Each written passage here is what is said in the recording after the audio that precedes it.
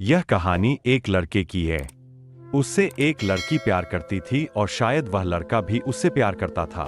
वो लड़की लड़के के पड़ोस में रहती थी और दोनों एक दूसरे को अच्छे से जानते थे। लड़की के हाव भाव से लड़के को पता चल गया कि लड़की उसे पसंद करने लगी है। और कुछ दिनों बाद एक दिन लड़की ने लड़के से अपने प्यार का इजहार कर दिया।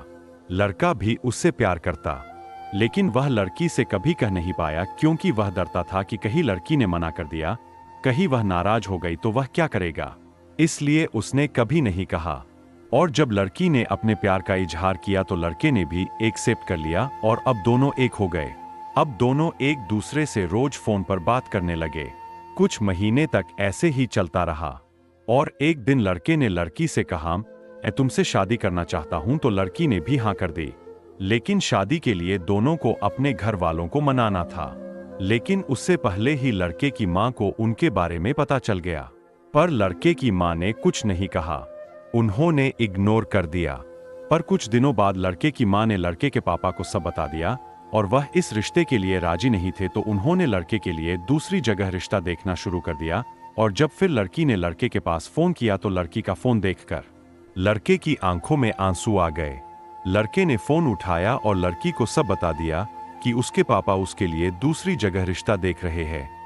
यह सुनकर वह रोने लगी और फिर कुछ देर के बाद लड़की ने कहा, मुझे तुमसे एक चीज चाहिए, क्या तुम मुझे दोगे?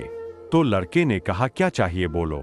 लड़की ने कहा, हाँ, मेरी किस्मत में तुम नहीं हो शायद, पर फिर भी मैं चाहती हूं कि मेरी मांग में तुम ही सिंदूर भरो। हम साथ रहे ना रहे, पर मेरी मांग में मैं तुम्हारे नाम का ही सिंदूर चाहती हूं। लड़का भी लड़की से बहुत प्यार करता था, तो लड़के ने भी उसकी बात मान ली और जब वह मिले तो लड़के ने लड़की की मांग में सिंदूर भर दिया। लड़की बहुत खुश थी और फिर लड़की ने कहा कि मेरा प्यार मेरे नसीब में नहीं है तो क्या हुआ, पर मेरे दिल में तो हमेशा रहोगे।